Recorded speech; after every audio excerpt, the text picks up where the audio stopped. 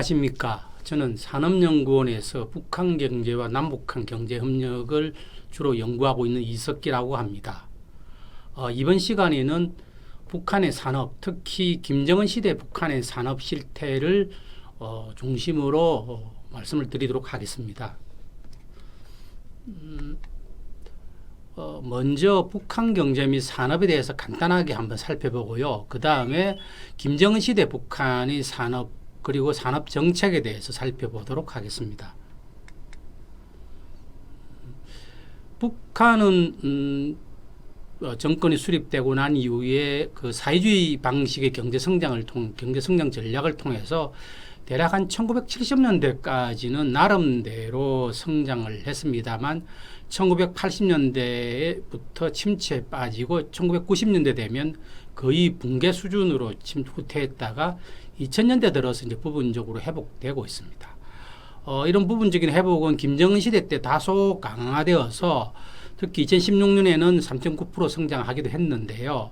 그러다가 이제 2017년도에 북한의 핵 및 장거리 미사일 문제가 심화되고 그래서 국제사회의 대북 제재가 강화됨에 따라서 2017년도에는 마이너스 3.5% 그리고 2018년도에는 마이너스 4.2%로 크게 마이너스 성장을 하게 됩니다. 그러다가 2019년도는 2년간의 그 경제 후퇴가 심했기 때문에 기저 효과도 있고 그리고 2019년도에는 비제재 품목으로 수출과 수입이 증가하는 등 무역이 증가해서 0.4% 정도 성장했습니다만 다시 2020년도에는 코로나19에 따라서 북한이 국경을 봉쇄함에 따라서 무역이 큰 폭으로 줄어서 다시 마이너스 4.45%는 큰 폭의 후퇴를 하게 됩니다. 보시면 이건 경제성장률 추이고요. 보시면 1998년도를 전후로 모양이 많이 다른데 그러니까 1998년도까지 북한 경제가 계속 어렵다가 1998년도를 바닥으로 해서 약간씩 회복되다가 2017년도 이후에 다시 나빠지는 그런 모습입니다. 북한 경제가 이렇게 부분적으로 그러니까 북한 경제가 왜 나빠졌냐 하는 건 또 다른 주제긴 하지만 대부분의 사회주의 국가들이 초기 한 10년 정도 성장하다가 대부분 그 사회주의 경제 체제의 모순 때문에 악화되고 하다가 뭐 경제가 체제가 전환되거나 하지만 북한은 그러지는 않았고 80년대 90년대에 큰 폭으로 굉장히 어려워졌다가 90년대 말 이후로 조금씩 나아지고 있는데 그 원인을 보면 아이러니컬하게도 국가의 통제력이 1990년대에 북한 경제가 매우 나빠지고 그리고 국가의 경제에 대한 통제력이 약화되고 그런 상태에서 오히려 시장 경제가 확산됨에 따라서 북한 경제가 오히려 어떤 성장하게 되는 말하자면 국가의 힘이 약화되고 그 국가의 힘이 약화된 부분을 개인이나 이런 그 경제 주체들의 시장 경제가 자립적으로 확산함에 따라서 북한 경제가 조금씩 나아지고 있다. 이렇게 보시면 되겠습니다. 그리고 좀 구체적으로 보시면 국제사회 지원, 그러니까 1990년대 말 이후에 북한의 식량난이 심화될 때 한국이라든지 국제사회가 북한의 식량을 지원하고 그 이후에는 또 이제 북한의 남북 경협이라든지 아니면 북정무역 등 대무역이 확대되고 이런 그 대외 경제 관계가 좋아져서 그것이 북한 경제가 좀 회복되게 된 원인이 되었고요. 이 북한의 대외 경제 관계가 북한의 시장 경제를 좀 더 활성화시키고 성장할 수 있는 토대감을 만들어줬습니다. 그리고 이렇게 마련된 그 소위 그 시장 경제 토대를 북한 내부에서는 상업이 유통이라든지 서비스 산업이 이제 발달해서 경제가 성장이라기보다는 회복하고 있는 겁니다. 그리고 좀 더 내부적 체제적으로 보면 1990년대에 김일성 사망 이후에 사실상 작동이 중단되었던 계획화 체제가 굉장히 그 범위가 줄어든 채로 다시 작동하기 시작했고 그리고 보시면 뭐 산업정책이라든지 이런 것들이 조금씩 이제 회복됨에 따라서 경제가 조금씩 돌아감에 따라서 이제 더 이상 나빠지지는 않는 그런 상태가 지속되는 겁니다. 그리고 시장 경제가 지속 진전되고 이렇게 되면 아무래도 효율성이 높아지니까 이런 것들이 영향을 미쳤습니다. 그리고 김정은 집권 이후에 이런 그 경제 회복에 대한 요인들이 좀 더 강화되는 그런 추세로 보입니다. 북한 산업을 보면 그 북한도 소련은 중공업 중심 산업화 전략을 채택했다고 여기 보면 자료 말씀드렸는데 사회주의 경제는 혁명을 하거나 어찌됐든 이렇게 사회주의 경제가 수립되면 계획 경제가 수립되면 거의 모든 사회주의 경제는 그 중화공업 중심, 중화공업 그 자본재 부분을 먼저 성장을 시키고 그 이후에 경공업과 소비재 부분을 육성한다는 그런 성장 전략을 채택하는데 그것이 초기에 소련이 이런 중화공업 중심 산업화 전략을 채택했고 그 이후에 모든 그 사회주의 경제는 이 소련이 중화공업 중심 전략을 어떤 형태든 이렇게 다시 반복하는 형태로 성장 전략을 취했고 이것은 중국이라든지 동유럽도 마찬가지고 북한도 결국 이 방식을 채택했습니다. 여기에 조금 더 다른 측면을 보면 그 일제시대 때 일본이 한반도를 경영을 할 때 한반도 남측 지역은 그 일제로 수탈하기 위한 뭐 농업이라든지 경공업을 주로 발전시켰고 그 북부 지역은 대륙 진출을 위한 중화공업 그 다음에 에너지 산업 그리고 철도 등을 주로 집중적으로 육성했고 그런 상황에서 해방이 되고 분단이 됨에 따라서 한반도의 북측 지역은 상대적으로 중화공업과 에너지 산업이 상대적으로 발달되어 있었고요. 이런 것들이 북한이 사회주의 경제 체제를 구축한 이후에 중화공업 중심의 경제 성장을 하는데 일정 정도 어떤 그 도움을 준 측면이 있습니다. 그렇게 중화공업 중심을 산업화를 하고 특히 중화공업 중심 중에서도 군수공업을 중심적으로 우선적으로 발전을 시켰습니다. 그래서 이것을 북한에서는 경제발전과 국방건설의 병진 노선이라고 합니다. 경제발전과 민수용 경제와 국방건설을 같이 끌고 나가는데 결과적으로는 군수 부분을 먼저 우선적으로 발전시키고 민수 부분이 뒤에 따라가는 그런 형태. 그러지 않아도 중화공업 중심 정책에 따라서 민수 부분 예컨대 소비재 산업은 뒤처졌는데 이 상황에서 더 국방 부분이 먼저 감에 따라서 소비재 산업이라든지 이런 그 주민들의 실제 생활과 관련된 산업은 더 뒤처지게 되는 그래서 뭐 의식주라든지 그러니까 옷이라든지 그다음에 식품 그리고 뭐 주거 여타 서비스 이런 부분들이 상대적으로 낙후된 형태로 북한 산업이 발전돼 왔습니다.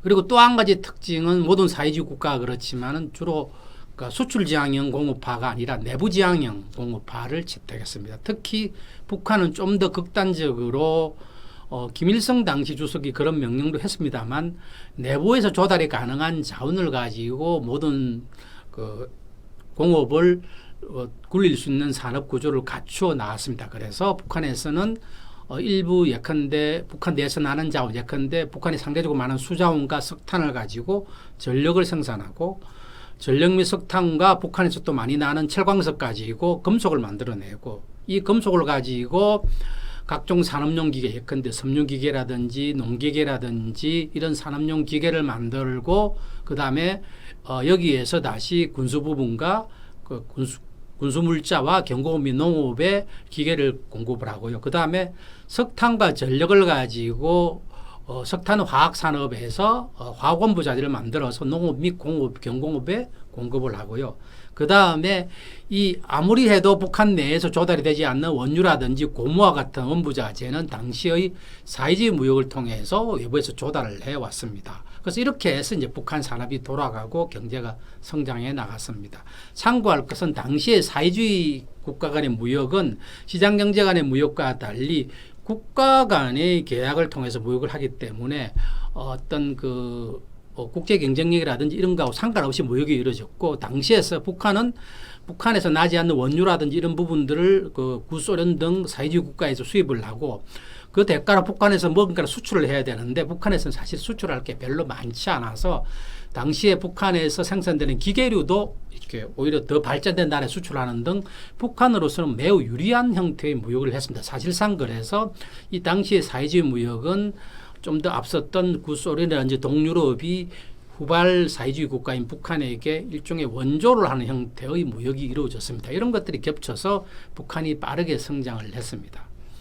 그래서 1970년대 말이 되면 전반적으로 효율성은 떨어지지만 북한이 이제 전력 등 에너지 산업 그리고 금속 및 화학 등 소재 산업 그리고 공작기계, 그리고 산업용 기계, 공작기계야 그 다음에 뭐 농기계, 건설용 기계, 뭐 섬유용 기계 등 산업용 기계 등 전반적인 기계류 전반, 그리고 소비재 및 농업 등을 나름대로 한 그 현대 경제가 갖춰야 될 거의 모든 산업 기반을 다 구축을 하게 됩니다. 물론 산업별로 차이가 많습니다. 특히 중화공업 중심 성장 전략에 따라서 경공업과 농업 그리고 서비스 부분은 상대적으로 취약한 형태지만 나름대로 공업화된 국가가 됐습니다. 그러다가 앞에 말씀드렸듯이 80년대 되면 침체하고 1990년대 되면 첫 번째로 사회주의 경제권이 무너지고, 이 사회주의 경제권이 무너짐에 따라서 이 사회주의 무역을 통해서 달러가 없이도 사들이 오던 원유 등 핵심 원자재 수입이 중단됩니다. 그래서 이것이 1차적으로 북한 산업에 쇼크를 주고요. 2차적으로 당시에 1990년대 초중반에 대규모 수혜가 발생합니다. 굉장히 큰 수혜가 발생해서 식량난 그리고 또 식량난이 겹치니까 노동력 공급도 안 되고요. 그 다음에 워낙 수혜가 크고, 이 수혜를 예를 들어서 북한의 그 탄광들, 광산들은 다 깊이 파고 들어가는데 여기에 물이 차는데 이 물을 빼내려고 그러면 전기가 필요한데 전기가 부족하니까 이런 그 탄광 등 그 생산 설비도 수혜의 영향을 받아서 가동률이 떨어지고, 이런 것들이 겹쳐서 생산이 잘 안 되고, 그 다음에 김일성이 사망을 하게 됩니다. 그렇게 되니까 김일성 이름으로 만들어졌던 모든 경제 체제가 작동이 제대로 안 됩니다. 이런 것들이 다 겹쳐서 90년대 중후반이 되면 전력 공급이 안 되고, 그 다음에 전력 공급과 그 다음에 지하 자원이 공급이 안 되니까 제철소나 화학 설비 등 종합 공업의 가동률이 떨어지고, 이 종합 공업의 가동률이 떨어지니까 여기서 어떤 그 경고업이나 농업에 보내는 엄부자재 등이 공급이 안 되니까 산업 전체가 다 붕괴되는 상황이 발생합니다. 그래서 굉장히 많은 사람들이 굶어 죽고 경제가 가동률이 뭐 20% 30%밖에 안 되는 상황이 진전이 되었습니다. 그러다가 이제 1990년대 말을 기점으로 해서 매우 제한적이지만 회복을 하고 있는 상태입니다. 90년대 산업순환 붕괴는 앞에 말씀드렸고요. 그러다 2000년대 되면 이제 조금씩 나아집니다.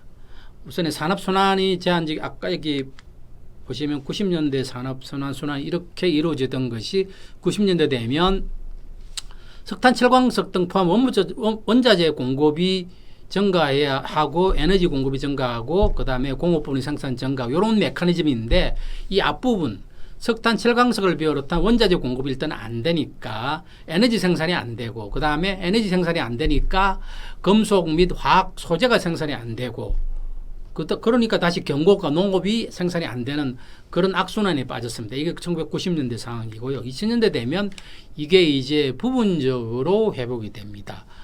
북한 정부가 어느 정도 정신을 차리고 해서 일단 있는 자원을 최대한 석탄과 에너지 부분에 집어넣어서, 그래서 에너지 생산이 조금 늘어나고, 이 에너지 생산 늘어난 에너지를 가지고 철광석을 투입을 해서 금속 생산이 다소 늘어나고, 이 늘어난 금속을 기계 부분과 건설자재 부분에 넣어서 우선적으로 군수 부분에 투입을 해서 군수 부분이 이루어진 이 부분이 어느 정도 복구가 됩니다. 그리고 이렇게 복구된 상황에서 이제는 가장 큰 문제는, 이전에는 90년대까지만 해도 전력이 가장 큰 문제였는데, 전력은 여전히 부족하지만 여기에 더불어서 이제 금속, 말하자면 철강제 공급이 부족한 것이 이 산업순환의 복구에 가장 큰 문제가 됩니다.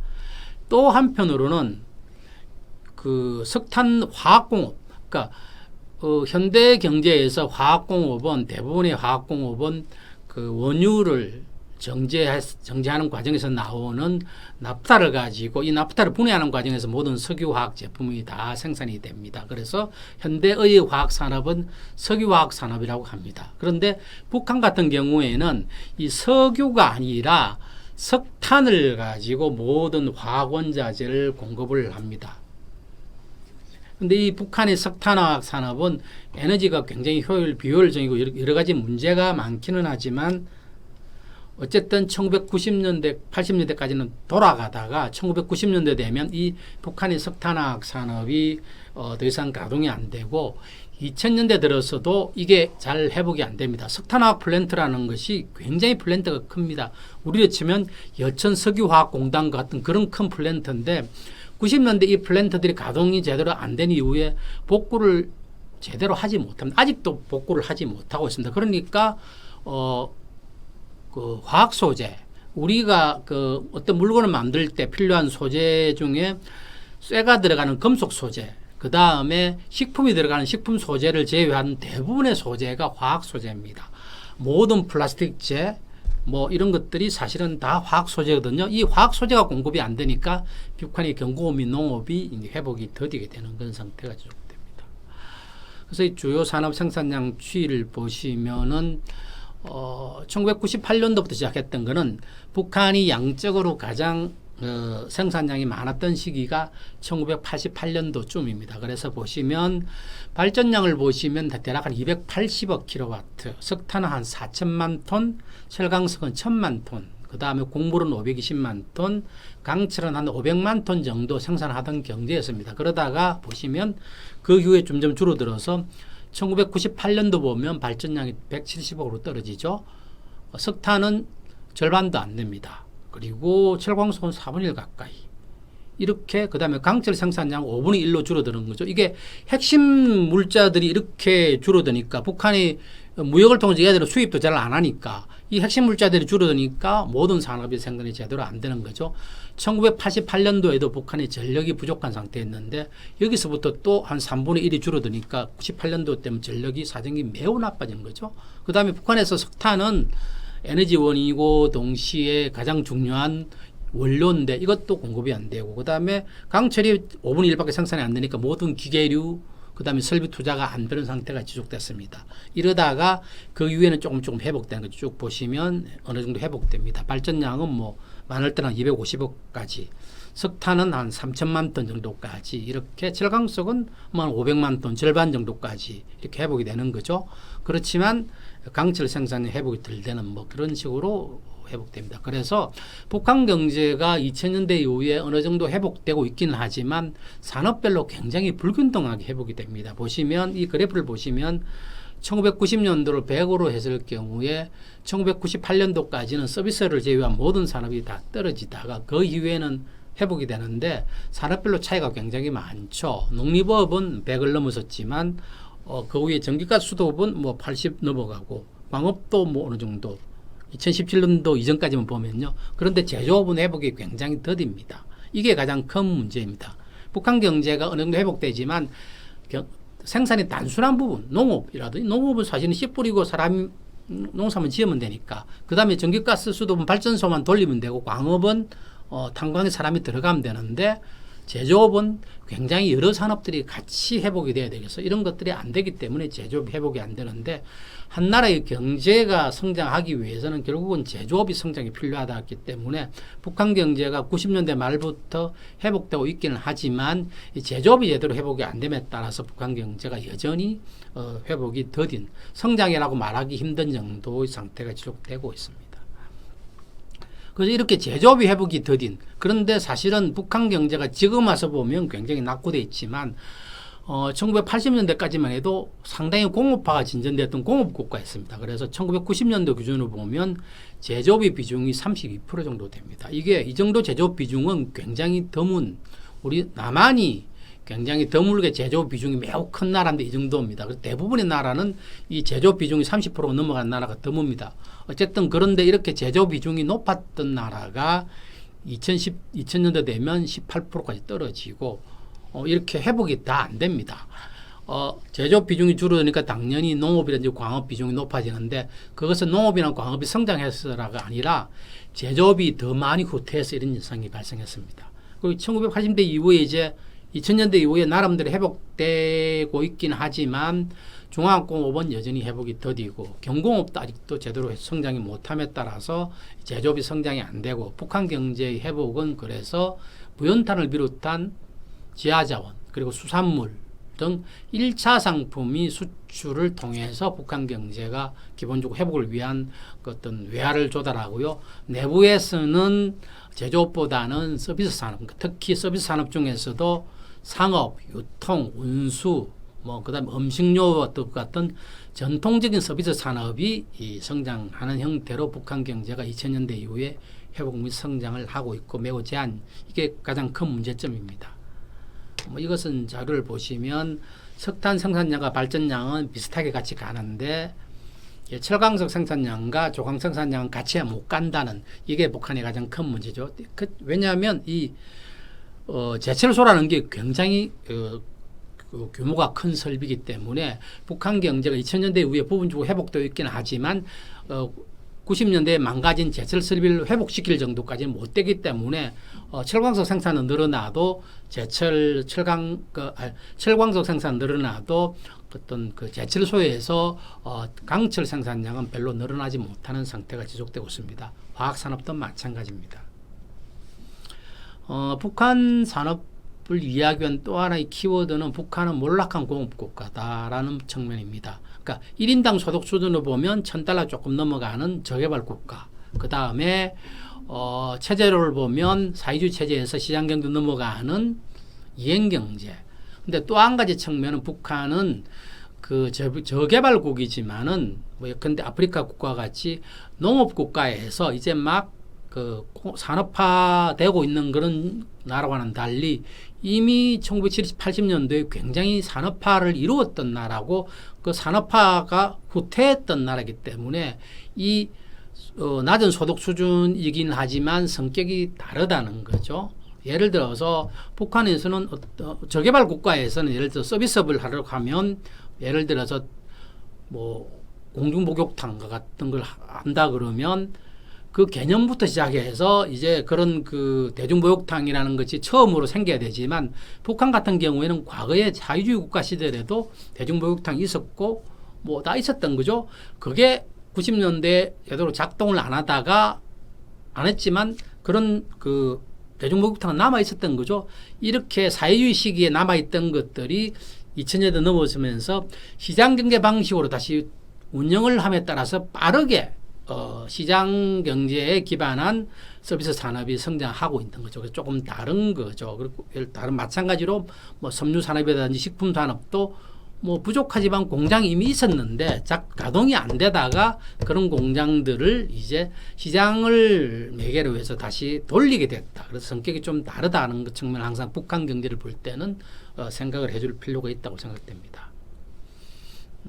그래서 북한 경제 및 산업 전반에 대해서 말씀드렸고요.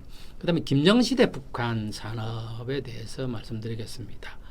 뭐 요 앞부분은 뭐 간단하게 말씀드리면 앞에 말씀드렸듯이 북한 경제 산업 정책의 큰 틀 하나가 경제와 국방을 같이 발전시킨다라는 경제건설과 경제와 국방의 병진 노선인데 김정은이 되면 2013년도에 새로운 그 전략 노선을 발표합니다. 그것이 경제건설과 핵무력 건설의 병진 노선입니다. 소위 말해서 핵경제 병진 노선입니다. 얼핏 보면 비슷한 것으로 보이는데 사실 내용이 꽤 다른 것이 경제와 국방의 병진 노선은 모든 그 재래식 무기를 포함한 모든 전반적인 그 군수 부분이 우선해야 된다는 것이 정책 노선이라 그러면 김정은 시대 핵경제 병진 노선은 이런 그 재래식 무기는 내버려 두고요. 핵무기와 장거리 미사일만 우선적으로 육성한다. 그리고 그 이외에는 그 남는 자원을 경제 건설에 투입한다는 노선입니다.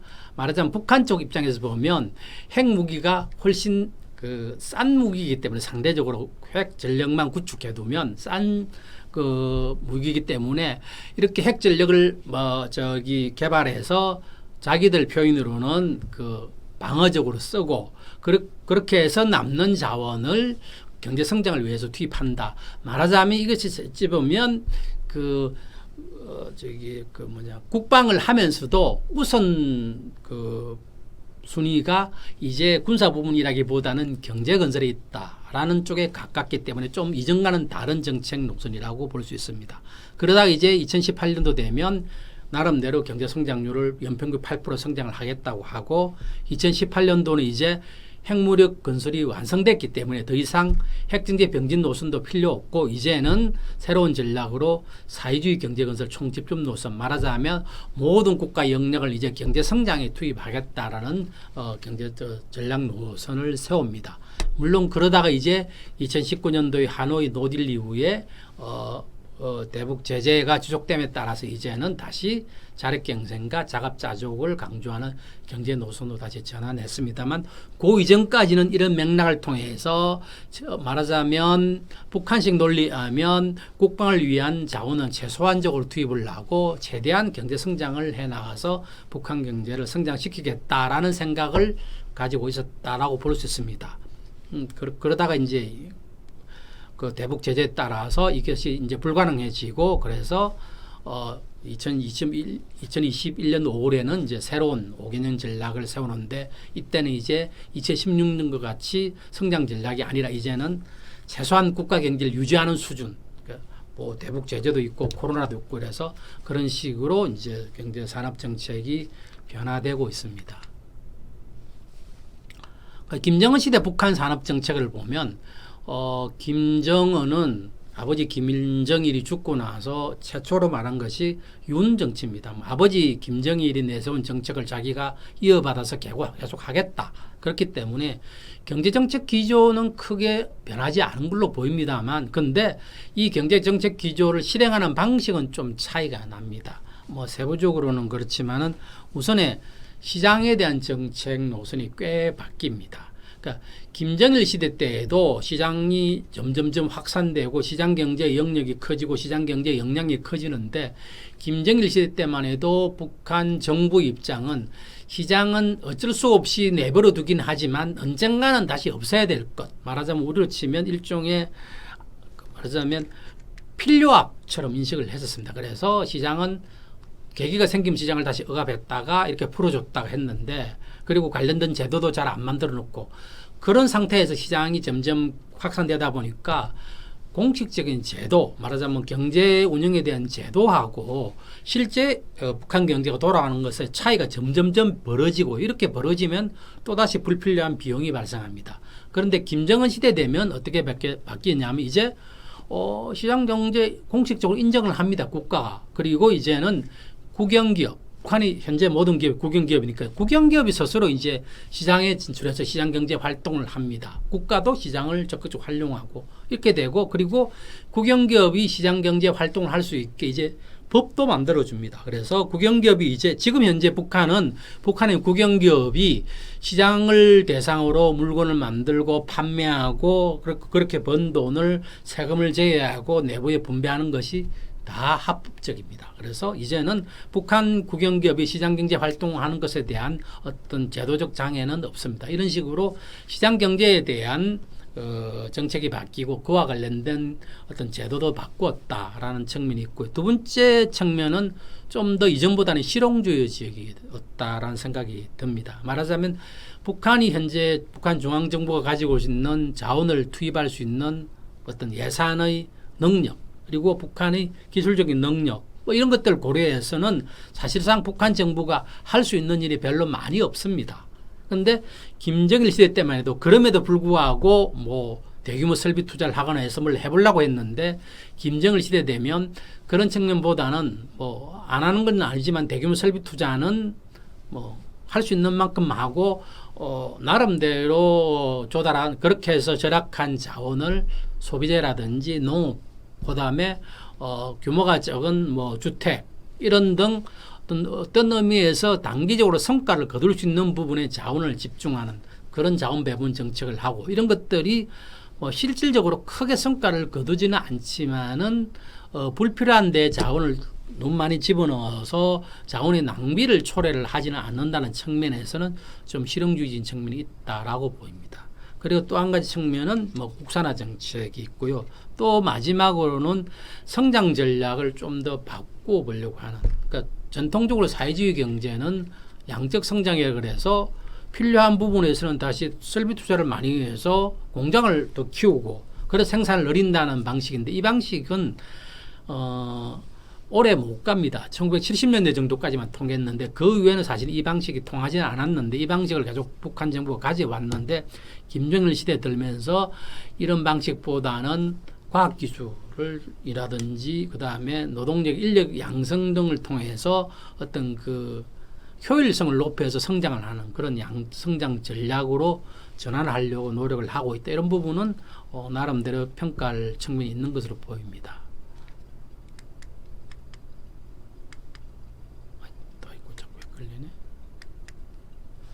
그래서 이런 측면에서 김정은 시대 북한 산업을 좀 한번 살펴보면요. 앞에 말씀드렸듯이 2000년대 이후에 북한의 경제가 더 이상 나빠지지 않고 조금씩 회복되는 과정에서 가장 큰 문제가 제조업의 회복이 제대로 안 되고 있다라는 측면이었는데 이제 김정은 시대 말하자면 2010년대 이후에 되면 조금 바뀌는 게 제조업 부분이 조금씩 회복되는 측면이 보인다라는 것이 가장 큰 특징입니다. 산업별로 보면 에너지는 사실은 김정일 시대 때부터 이어지는 정책이 그대로 유지되고 있습니다. 그러니까 중앙정부가 조달할 수 있는 자원을 가장 많이 투입하는 부분이 에너지 부분입니다. 그래서 수력발전소를 새로 짓고 화력발전소를 개보수하고 이렇게 해서 전력 생산을 늘리려고 하는데 이게 사실은 잘 안 됩니다. 첫 번째, 수력발전소를 짓고 있긴 하지만 북한에도 사실은 이제는 수자원이 사실은 별로 많지가 않습니다. 그리고 요즘 계속 가뭄이 들고 했기 때문에 이 발전소를 지어도 전기 생산이 별로 안 늘어납니다. 두 번째, 발전소를 지으면 발전기가 필요한데 이 발전기를 옛날에는 당시 구소련이나 중국에서 사왔는데 이제는 직접 만드는데 이게 발전기를 만드는 기술이 떨어지고 해서 이 발전기를 만들어도 제대로 가동이 되지 않습니다. 그래서 설비 용량대로 발전이 이루어지지 않는 문제가 생깁니다. 그래서 수력발전소를 열심히 있는 가장 많은 돈을 들여서 수력발전을 짓고 있습니다만 이게 제대로 전기 생산이 크게 안 드러납니다. 그 다음에 화력발전소를 계속 개보수하고 있는데 이 북한의 화력발전소가 너무 오래되고 낡아서 이게 개보수를 해도 별로 전기가 안 드러납니다. 그리고 이 화력발전소도 마찬가지로 당시에 소련이나 이런 데서 지원을 받은 측면이 많은데 그러다 보니까 발전소가 고장나면 부품도 있어야 되는데 부품도 잘 못 만들고 이래서 발전소도 개보수를 잘 못합니다. 그래서 여기도 문제가 생겨서 계속 돈은 여기에 막 계속 집어넣습니다만 발전량이 잘 안 늘어납니다. 그 다음에 뭐 재생에너지 같은 부분은 아마 북한 한 번씩 보시면 참 태양광 발전을 많이 한다라고 하는데 이런 것 이유가 있는 것이 이게 나라 전체의 전기가 매우 부족하니까 필요한 전기를 군수 부분이라든지 아니면 산업 설비에 먼저 보내니까 이 주민들한테는 전기가 안 돌아갑니다. 그래서 주민들이 이제 스스로 중국에서 태양광 발전 설비가 얼마 안 하니까 사와서 각각 집에마다 다 씁니다. 이게 국가가 해주는 게 주민들이 다 합니다. 주민들이 이렇게 하고 그러면 하루에 몇 시간 정도 하면 뭐가 딱 어떻게 하냐 그러면은 뭐 집에 전기 켜고 그 다음에 간단하게 전기밥솥 정도 하고 TV 정도 틀 정도 전기만 하는데 그거는 태양광 발전 정도 하면 되거든요. 그 다음에 여기에다가 나라에서 전기를 한 하루에 2시간 3시간 정도 주면 축전지에다가 전기를 축전해 놨다가 쓰고 이렇게 하기 위해서 하기 때문에 현재 북한에서는 거의 모든 좀 중산층 이상의 집에는 이 태양광 발전기를 다 달고 있는 거죠. 우리보다 훨씬 보험률이 높죠. 그래도 전체 에너지 생산량의 차는 비중은 얼마 안 되긴 하지만 굉장히 많이 활용하고 있습니다. 그래서 뭐 대규모 태양광 발전 단지는 없지만 이렇게 개인이 하고요. 그 다음에 개인뿐만 아니라 소규모 기관 예를 들어서 양논이라든지 혹은 뭐 이런 그 조그만 산업시설들도 국가에서 전기를 안 주니까 스스로 태양광 발전기를 세워서 스스로 이제 전기를 마련해서 쓰고 있는 그런 부분들이 늘어나고 있습니다. 그 다음 이제 기계 산업이 부분은 이 부분이 가장 큰 변화 중에 하나인데, 아이고 자꾸 죄송합니다. 보시면 에너지 부분 아까 말씀드렸고요. 기계 산업은 이제 기계 산업 관련 산업의 생산 능력 회복 및 기술 역량의 확충이 이제 가능하게 됩니다. 그러니까 기계 산업, 말하자면 앞에 말씀드렸듯이 북한이 90년대에 몰락을 하고 나서 그 다음부터 전기라든지 이런 군수 부분이 조금 돌아갔지만 군수 부분이 예외 부분 제대로 안 들어갔는데 특히 기계 산업은 그러니까 전력과 관련된 부분은 어느 정도 돌아갔지만 나머지 부분은 굉장히 안 돌아갔습니다. 그러다가 이제 2015년 정도 되면 이런 그 수송기계 농기계 등 기계 산업에서 성과 보도가 늘어납니다. 이 수송 기계가 왜 중요하냐 그러면 뭐 잘 아시다시피 뭐 자동차를 하나 만들려면 굉장히 많은 부품이 들어가고 그 안에 여러 가지 산업들이 같이 돌아가야만 한 대의 자동차를 만들어낼 수 있는데 여기 이 그림 보면 승리자동차나 기업소인데 이가 북한에서 가장 큰 자동차 공장인데 이 공장이 잘 나갈 때는 1년에 한 몇만 대씩 자동차를 생산하던 공장이었습니다. 주로 트럭이고 승용차도 뭐 체코산 모델 들어와서 만들고 하던 나라 공장인데 이게 90년대 말 이후로 한 10몇 년 동안 거의 가동이 안 됐다가 2017년도에 이제 트럭을 새로 개발해서 만들어내고 있는 거죠. 수송기계, 그러니까 자동차, 트럭, 그 다음에 어선 등 수송기계, 그 다음에 농기계 이런 것들이 점점 만들어지고 성과가 늘어나고 있습니다. 그래서 기계산업이 이렇게 좀 다시 회복되고 이것은 기계산업뿐만 아니라 북한의 제조업 전반이 어느 정도 회복되고 있다는 것을 보여주는 주요한 지표가 되고 있습니다. 그래서 관련된 거 보면 이제 버스, 최근에 만들어진 버스 2019년도 그 다음에 북한에서는 전기버스, 트롤리버스 그 다음에 이렇게 됐고요. 아무튼 버스들 잘 아시는 평화자동차 이게 2014년부터는 북한 자체로 하는데 이거 중국 자동차 산업과 합작을 해서 중국 모델을 들여와서 이렇게 만들어내고 있습니다. 평화자동차가 버스도 만들고요. 뭐 승용차도 만들고 주로 북중 합병을 통해서 자동차 생산을 주로 합니다. 북한에 스스로 자동차 아까 말씀드렸던 승리자동차가 자동차 만드는 거는 또 있지만 중국에서 합작해서 만들어서 중국에서 부품을 다 가져와서 북한 내에서 조립하는 형태로 자동차 생산이 늘어나고 있습니다. 뭐 이런 것들이죠. 이런 것들 많이 그렇습니다. 그 다음에 트랙트도 생산을 거의 못하다가 만들어서 이렇게 만듭니다. 트랙트 공장 이렇게 트랙트. 그래서 자동차가 늘어나니까 이제 북한에도 자동차 운전 연습장도 되고 만경대 학생총 국면에서 자동차 관련된 뭐 이런 것도 하고 있습니다. 그렇죠? 이거는 90년대 북한이 가장 나빴을 때 휘발유로 가던 트럭인데 그 기름 공급이 안 되니까 목탄 말하자면 나무를 떼어서 그걸 가지고 돌아가던 트럭이었습니다. 이런 상황이었던 것이 사정이 이제 좀 나아져서 이렇게 이제 하고 있는 거죠. 이런 버스들이 생기고 있습니다. 그래서 수송기계가 주로 대표적으로 회복되고 있는 거고 또 한 가지는 북한 설비인가 북한 설비를 통한 설비 현대화가 추진되고 있다는 거죠. 참여정부 때까지만 도 남북 간에 왔다 갔다 했으니까 제가 북한을 가보면 북한 사람들이 이제 자기 공장들 자랑을 하러 데리고 갑니다. 근데 가서 돌아가는 공장들을 자세히 보면 설비들이 다 중국산 설비입니다. 말하자면 2000년대 초중반까지만 해도 북한에서 제대로 가동된 설비는 대부분 중국산 설비 기계류를 가지고 돌렸던데 여기 보시면 유경김치 공장이라고 북한의 꽤 주요한 김치 공장인데 여기 보시면 자세히 보시면 다 북한 내에서 이제 설비를 만든 겁니다. 그래서 이런 것들이 있고요. 그 다음에 이제 이런 식으로 북한의 기계 산업이 이제 어느 정도 회복되고 있는데 원인이 뭐냐 하는 게 첫 번째 그 원인 중에 하나가 이겁니다. 북한이 2000년대 초중반에 CNC 공작기계 말하자면 공작기계라는 것이 셀을 깎아서 셀을 깎는 기계인데 기계는 셀을 깎아야 되니까 그래서 기계를 만드는 기계 공작기계인데 CNC 공작기계는 이거를 컴퓨터를 부착해서 자동화시킨 거죠. 그러면 굉장히 정밀하게 기계를 깎았습니다. 옛날에는 그냥 사람이 깎았던 걸 컴퓨터가 다 해주니까요. 설계해주니까요.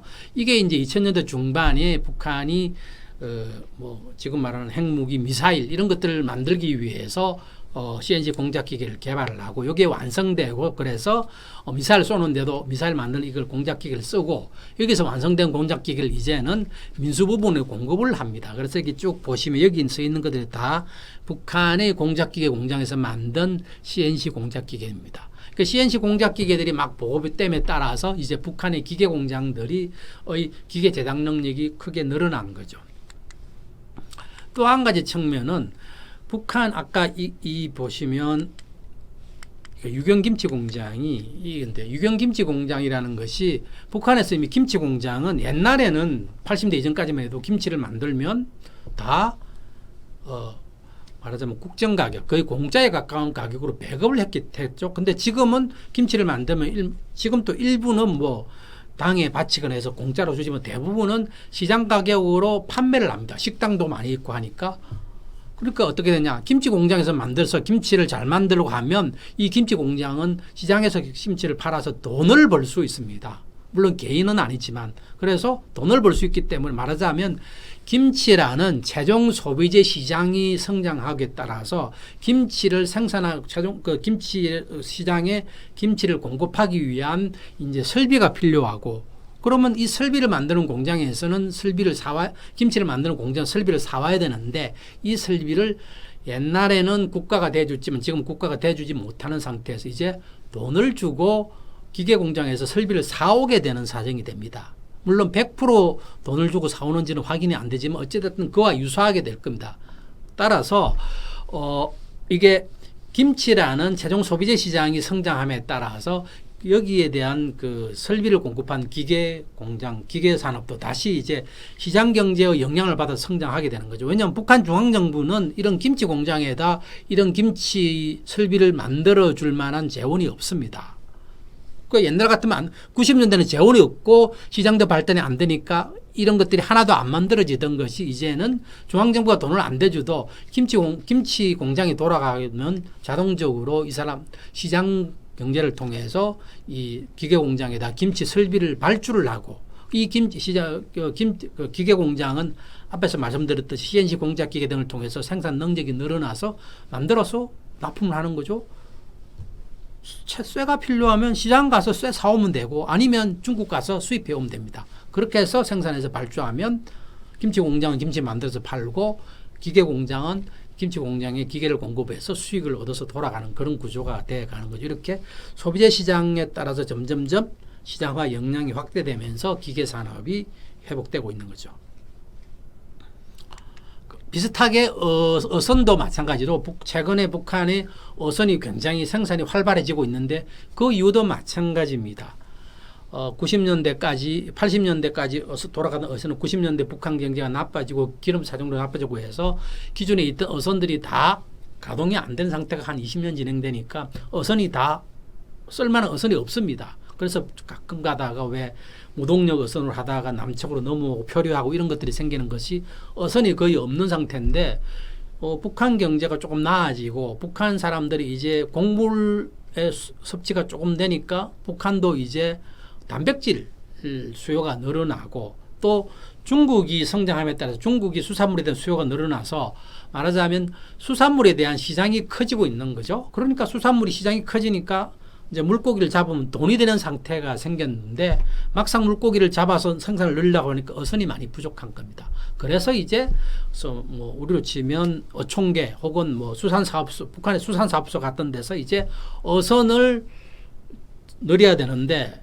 그래서 조선소에다가 어선을 발주 혹은 자기들이 직접 만들고 하지만 발주를 합니다. 그렇게 되면 조선소는 북한 내에서 못 만드는 뭐 엔진은 중국에서 사와서 이제 어선을 만들어서 이렇게 납품을 하게 되는 거죠. 말하자면 수산물이라는 시장이 성장함에 따라서 어선을 만드는 조선산업도 같이 성장하는 그런 구조가 생기고 있습니다. 이렇게 기계산업 되고요. 경공업은 가장 드라마틱하게 이제 김정은 시대 때 성장하고 있는 산업입니다. 북한에서 경공업은 최종 소비재를 공급하는 그런 부분인 거예요. 왜냐하면 북한이 수출은 생각을 안 하고 경제를 운용했기 때문에 최종 소비재를 공급하는 역할을 합니다. 그래서 뭐 의류산업 같으면 옷, 식품 가공 같으면 뭐 기초식품, 생활용품 같으면 뭐 바구니 이런 것들을 만드는 산업이 북한 경공업이었습니다. 그러니까 북한 정부는 어떻게 북한이 경공업을 육성했냐 그러면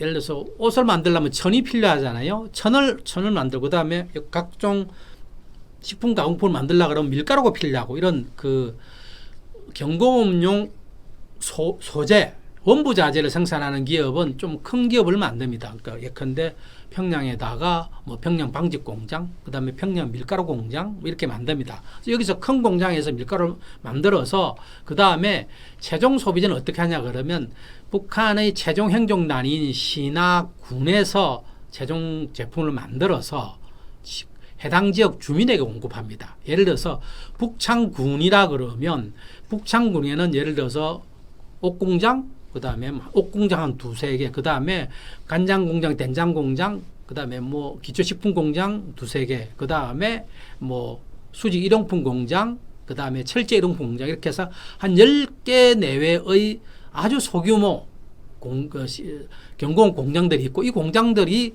중앙에서 받은 원부자재예요. 그 다음에 지방에서 조달한 원부자재를 가지고 물건을 만들어서 다른 데 파는 것이 아니라 해당 지역 주민에게 다 공급을 합니다. 그러다 보니까 경공업 기업들이 규모가 작고 그러면 당연히 경쟁력이 떨어지고 굉장히 낙후된 경공업 공장들이 수천 개가 각 지역에서 북한의 시군이 한 300개쯤 되니까 거기에 시군마다 10개만 있으면 3,000개죠. 이런 수천 개의 경공업 기업들이 북한 주민에게 최종 소비재를 공급하다 보니까 소비재의 질이 굉장히 떨어지고 양도 부족한 상태죠. 이런 상태에서 1990년대 되니까 무슨 일이 벌어지면 전기가 부족하죠. 근데 이 부족한 전기를 군수부문이라든지 제철소에도 보내기 어려우니까 경공업 공장들의 전기를 아예 안 보냅니다.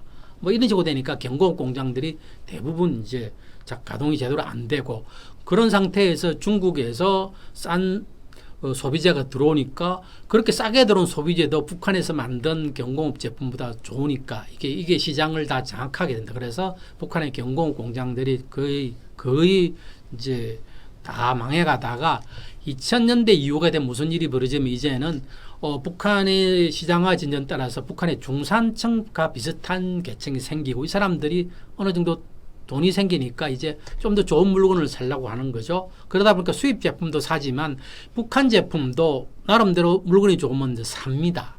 그러다 보니까 옛날에는 시군 단위의 조그만 경공 공장들은 대부분 문을 닫거나 아니면 가동을 제대로 안 되고 2000년대 중반 이후에 새로 생긴 좀 중간 규모 이상 큰 기업들, 아까 보셨던 유경김치 공장이라든지 혹은 유명한 뭐 금급 체육인 공장 이런 애들이 이제 중대 규모의 경공업 공장들이 제품을 만들어서 해당 지역에 파는 것이 아니라 전국 시장에 물건을 팝니다. 이제 정상적인 경공업 산업이 성장을 하는 거죠.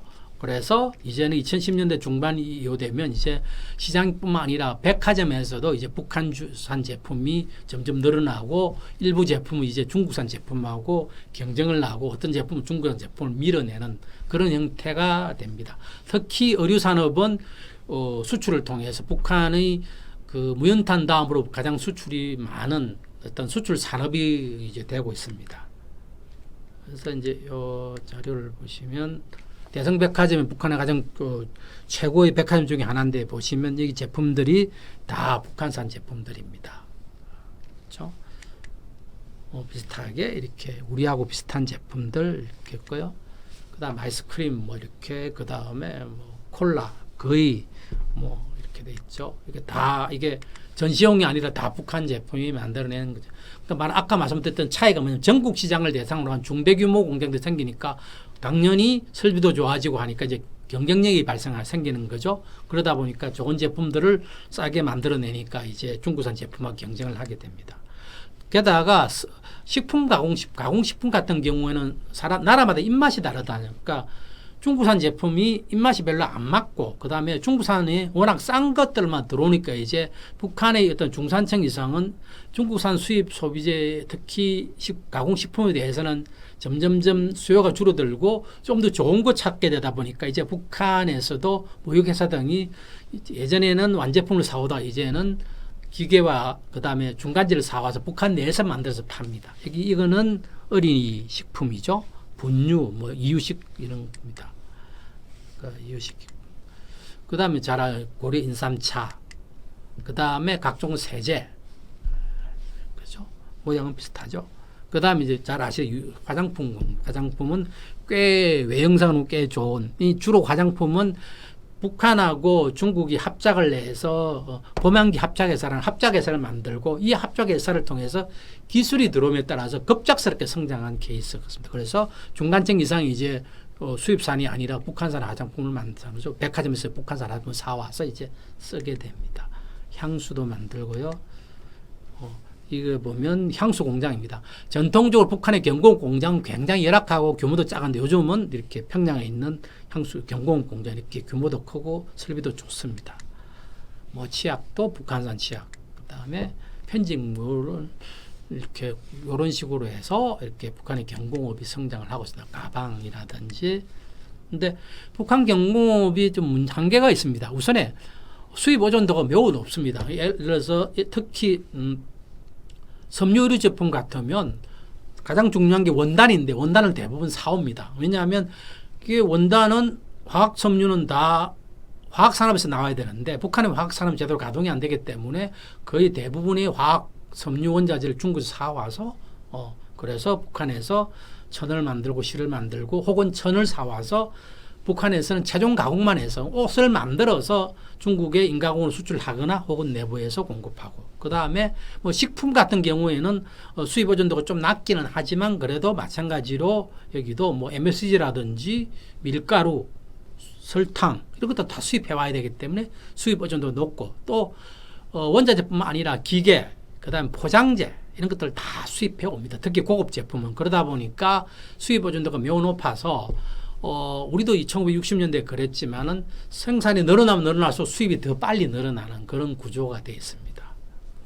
전반적으로. 그 다음에 또 한 가지, 중산층 이상의 성장하고 있긴 하지만 서민들은 또 그 구매력이 매우 낮기 때문에 서민용 대상 제품하고 중산층 이상 제품이 차이가 막 크게 벌어집니다. 그래서 우리가 북한산 소비재 중에서 좀 괜찮대 하는 거는 다 고급 제품이고, 여전히 서민용 제품은 질이 굉장히 낮은 이렇게 이중과 양극화가 되고 있는 상태입니다. 그 다음에 이제 비슷하게 ICT 제품도 북한이 좀 변화되고 있다. 그러니까 예를 들어서 휴대폰이라든지 태블릿 PC, 그 다음에 평면 TV 같은 것도 북한에 성장하고 있는데, 이게 전통적으로 우리가 저도 2000년대 초반까지만 해도 북한 정부가 체제의 위협 때문에 정보통신 산업은 굉장히 억압을 할 거다라고 생각했었습니다. 그런데 보시면 중국도 그렇지만 마찬가지로 이 정보통신 산업이 오히려 정부 국가의 그 주민의 통제 수단으로도 발전되기도 하고, 그래서 적어도 정보통신 산업에 대해서 북한 정부가 그렇게 억압을 하지는 않는 상태입니다. 그리고 북한의 과학기술 중지 정책 등을 통해서 정보화 산업을 오히려 장려하게 됩니다.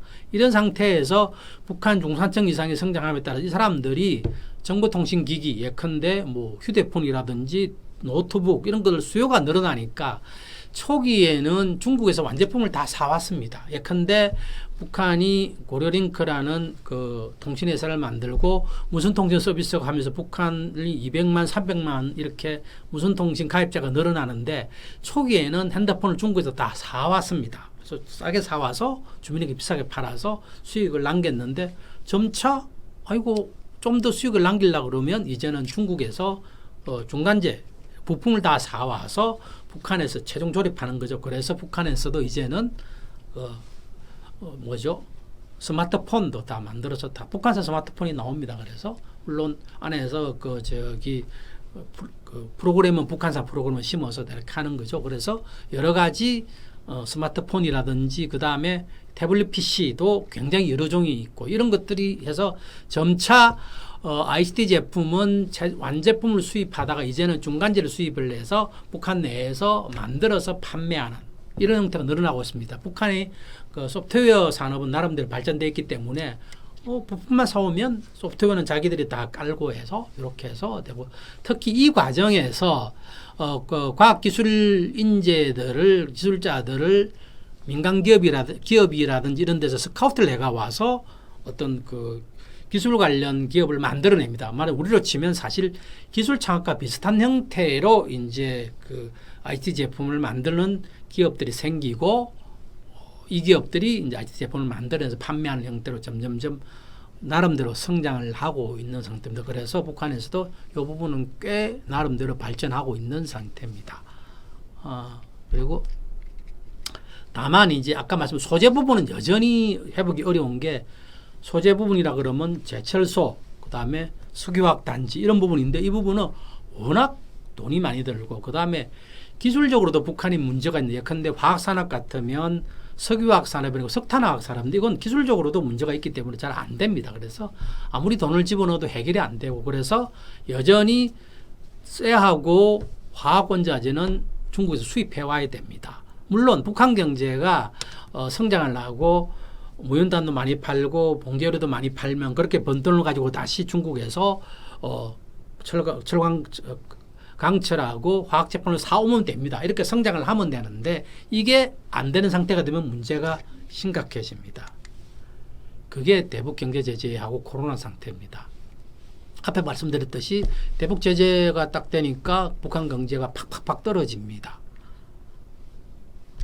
대북 제재는 뭐 예를 들어서 북한의 수출품은 다 막았습니다. 수출이 가장 많은 무연탄, 철광석, 그 다음에 의류, 수산물을 다 막아버리니까 북한의 수출은 거의 제로가 됩니다. 그 다음에 수입 또는 북한이 다른 데 수입하는 것도 금속, 그러니까 말하자면 북한의 대량살상 무기와 관련된 부분, 금속, 그 다음에 전자제품, 기계 이런 것들을 다 막았습니다. 그러니까 설비 투자도 못하니까 북한 경제가 나빠지는데 안 막은 부분이 뭐냐?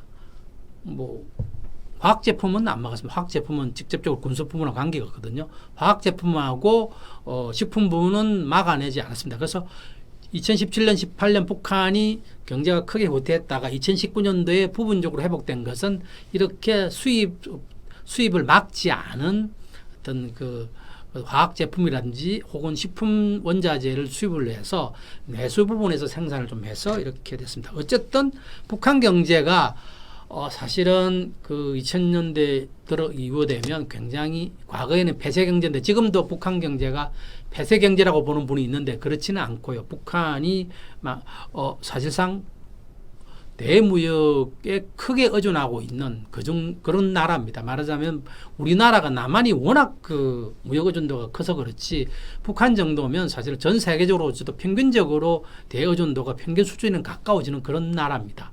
근데 북한이 그 대무역 의존도는 문제가 있는 게 뭐냐면 주요 생산을 위한 소재, 중간재를 다 수입을 해와서 북한에서는 최종 가공만 해서 내보내거나 내부에서 쓰는 방식인데 이게 대외 경제 관계가 나빠지면 이 경제가 굉장히 어려워질 수밖에 없는 사실은 뭐 다른 나라도 다 마찬가지입니다만 그렇습니다. 그러다가 대북 경제 제재가 딱 되니까 북한 경제가 굉장히 나빠지다.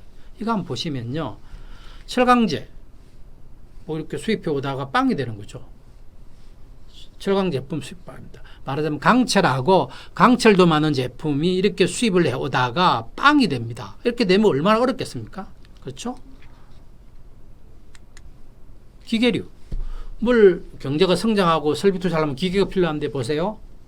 기계류도 이렇게 2017년도 이후에 팍 줄어들었거든요. 전자제품이 안 들어오면 어떤 그 전자제품 설비 투자가 어렵죠. 그 다음에 자동차도 못 들어옵니다. 이렇게 핵심적인 물자의 수입이 막혀버린 겁니다. 그러면 북한 경제가 당연히 굉장히 어렵게 되는 거죠. 근데 보시면 화학제품은 북한의 수입의 통제를 북한이 막지 않았습니다. 그러니까 보시면 2018년도에 좀 줄어들긴 했지만 조금밖에 안 줄어들었죠. 2019년 오히려 늘어났습니다. 그러니까 이렇게 수입된 화학제품을 가지고 생산할 수 있는 그런 북한 경제가 조금 돌아갔던 거죠. 근데 나중에 말씀드리죠. 2020년 이후 보면 코로나로 문제가 되니까 북한이 스스로 국경을 아예 닫아버렸습니다. 그러니까 대북 제재하고 상관없는 이런 제품들도 수입이 줄어드는 거죠. 그러면 경제가 완전히 그냥 거의 멈춰버리게 되는 거죠. 예를 들어서 화학 제품이 안 들어오면 예를 들어서 플라스틱 제품 모든 소비재에 들어가는 게 플라스틱인데 그러면 사실은 생활용품 하나도 못 만들게 되는 거죠. 극단적으로 말씀드리면 뭐 그렇게 되는 겁니다. 섬유류도 마찬가지입니다. 북한이 그 섬유류를 수입해서 제품을 수출하는 구조인데 보시면 2017년까지 하다 2018년도 되면 무역 대북 제재로 줄어들죠. 수출은 막아놨으니까 아예 못 나가고 그러다 어쨌든 줄긴 했는데 한 30% 정도 줄었어요. 2019년도는 오히려 늘어납니다.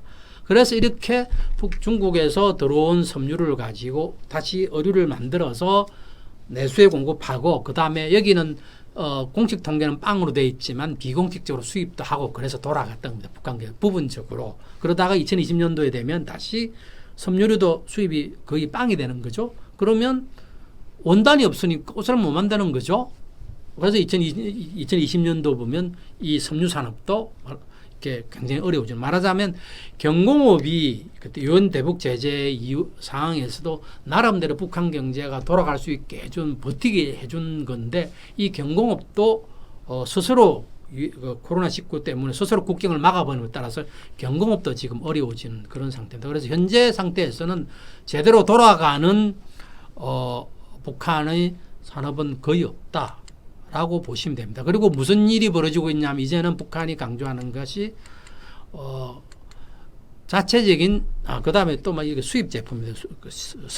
식품 가공 제품도 마찬가지로 보시면 2018년도는 오히려 늘어났죠. 그러다가 2019년도까지 유지되다가 2020년도부터 확 줄어듭니다. 그러니까 모든 그 경공업 제품 생산을 위한 중간재가 이거 줄어들어서 북한의 정부가 생산에 어떻게 대응하고 있냐 그러면 이제 자력 경쟁을 강조합니다. 그 전에 그렇지 않다가요. 자력 경쟁에서 이제 뭐가 생산하려면 있어야 되니까 지방에서 나름대로 생산되는 원자재를 가지고 생산을 하자. 말하자면 가공식품을 만들기 위해서 중국에서 설탕을 사와서 가공식품을 만들었잖아요. 근데 설탕 수입을 막으니까 설탕이 안 들어와요. 완전히 안 들어온 건 아니지만 어떻게 하느냐. 옥수수를 가지고 옛날에 우리 한 방식으로 조청을 만든다거나 혹은 그 산에 나는 열매 중에서 단맛이 나는 열매를 따와서 이렇게 좀 단맛이 나는 제품을 만드는데 그게 제대로 될 리가 없잖아요. 그러니까 그런 식으로 대응을 하는 거죠. 그 다음에 또 한 가지는 자원 재활용, 재자원화를 통해서 이제 안 들어오니까 이건 주로 이제 생활용품 만드는데 하는 거죠. 타이어, 폐타이어 가지고 뭐 좀 쪼개서 만들거나 아니면 플라스틱, 쓰던 플라스틱 가져오면 이거 녹여서 만드는 그 정도 수준으로 현재 북한 경제가 돌아가고 있습니다. 그리고 그 다음에 이제 돌아가는 부분이 남아있는 부분이 뭐냐 그러면 건설 부분 보시면 최근에 북한 경제 관련 뉴스를 보면 가장 많이 나오는 게 건설입니다. 평양에 1년에 10,000세대 짓고 50,000세대 짓겠다. 지방에도 짓겠다는 게 건설 부분은 보시면 건설에서 가장 중요한 게 뭐냐면 노동력. 두 번째는 건설 자재인데 건설 자재 중에 가장 핵심이 시멘트하고 철근이잖아요. 북한이 금속이 부족하긴 하지만 어쨌든 제철소가 조금 돌아가니까 여기서 나오는 최소한의 금속, 철근의 금속 소재하고 시멘트는 아주 간단하기 때문에 북한이 시멘트 생산 석회석 가지고 구우면 되거든요. 그러니까 시멘트하고 철근을 동원하고 노동력을 동원해서 할 수 있는 게 뭐냐? 건설입니다. 그래서 최근에 가장 활발하게 하고 있는 어찌 보면 유일하게 할 수 있는 게 건설입니다. 그래서 건설 활동을 가장 활발하게 하고 그 다음에 북한 정부가 동원할 수 있는 돈을 최대한 동원해서 지금 현재 뭐 하고 있냐 그러면 제철소 말하자면 금속 생산 능력을 늘리고 그 다음에 화학산업, 석탄화학산업의 생산을 늘리는데 일단은 돈을 때려 넣고 있습니다. 왜냐하면 금속하고 화학산업이 안 돌아가면 북한 경제가 유엔 대북 제재하고 그 다음에 코로나19를 막힌 상태에서는 산업이 돌아갈 방법이 없기 때문에 이 부분을 일단 자원을 넣어서 최대한 생산을 늘리려고 하고 그 과정에서 그게 단기적으로 되는 것이 아니니까 그 과정에서는 어쨌든 버티는데 그 버티게 하기 위해서는 지방에다가 모든 그 상당히 많은 역할을 떠넘겨서 그래서 경공업이 다시 전국 시장을 대상으로 큰 기업들이 주로 생산하던 경공업 산업이 다시 옛날처럼 작은 기업들이 자기들이 지방에서 조금 나는 원자재를 가지고 생산을 해서 그러니까 질이 떨어지는 제품이든 생산을 해서 지방 주민에게 다시 공급하는 걸 하는 옛날 방식으로 다 돌아가고 있는 그래서 북한 경제가 전체적으로 전반적으로 옛날 방식 그러니까 2000년대 이후에 나름대로 그 시장 경제화를 통해서 어떤 성장하고 나름대로 발전해 오던 체제가 다시 1980년대 이전으로 돌아가는 모습이 보이고 있던 측면이 있다. 이게 가장 우려되고 있는 부분입니다. 이게 이제 뭐 코로나가 북한이 어찌됐든 끝나고 나서도 이대로 갈지 아니면 다시 2000년대 이후에 어떤 그 시장화 추세가 돌아갈지는 현재로는 잘 모르겠습니다만 현재 상황에서는 북한이 여러 가지 유엔 대북 제재와 코로나로 어떤 국경 봉쇄로 2000년대 이후 특히 김정은 시대 이후에 2010년도부터 16년도까지 여러 가지 형태로 성장하던 것이 거의 지금 되돌려서 과거로 회귀하고 있다. 이런 측면이 있습니다. 이런 부분이 사실은 좀 안타까운 그런 측면이고 좀 더 두고 봐야 될 그런 측면입니다. 뭐 코로나19 이건 이미 말씀드렸다시피 뭐 이야기도 사실 지금 맞지 않는데 국경을 폐쇄하고 강력하게 대응함에 따라서 적어도 작년까지는 북한에서 코로나19가 크게 발생하지 않았을 리는 없지만 크게 대규모 감염과 뭐 많은 사람이 죽는 사태는 발생하지 않았던 것으로 보입니다. 작년까지는. 지금 올해는 이제 코로나 오미크론이 크게 확산되고 있지만 그랬답니다. 그렇지만 경제는 굉장히 큰 영향을 받았죠. 아까 말씀드렸듯이 무역이 그나마 조금 유지되던 무역, 특히 중국에서 들어오던 중간재가 다 막혀버림에 따라서 북한이 굉장히 여러모로 생산이 어려워지고 있다. 2020년도고 2021년도고 마찬가지로 이렇게 어려워지고 있고 올해는 사실은 연초에 이제 중국과의 무역이 다시 어느 정도 재개돼 가지고 경제가 다시 회복될 거라고 기대했었는데 오미크론 그러니까 우선에 첫 번째로 중국에서 다시 오미크론 확산해서 중국 스스로가 이렇게 막고 그 이후에 북한이 다시 오미크론이 확산됨에 따라서 그나마 조금 늘어났던 육상무역, 그러니까 철도를 통해서 들어오던 무역이 다시 중단됩니다.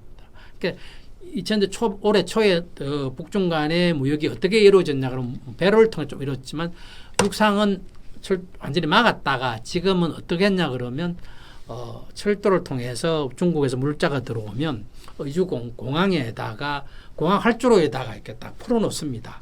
거기 좀 장치를 해놓고요. 그러고 나서 한 2주나 3주 동안 그냥 내버려 둡니다. 내버려 두면 이제 코로나 바이러스가 다 사멸했다 치면 다시 가져오는 방식으로. 그러니까 옛날처럼 직접 가져오는 것이 아니라 이게 방역센터에다 다 몰아놓고 하는데 이게 방역센터의 그 용량이 한계가 있으니까 막 못 들어오고 있다가 이제 다시 오미크론이기 때문에 다시 이제 언제 또 다시 북중 무역이 재개될지 알 수 없는 상태가 됐습니다. 그래서 올해도 북한 경제가 더 어려워질 가능성이 현재는 큰 상태입니다. 시간이 약간 초과했는데요. 북한 산업 특히 김정은 시대 북한 중심으로 해서 북한 산업 실태를 말씀드렸습니다. 여기까지 합니다. 감사하겠습니다.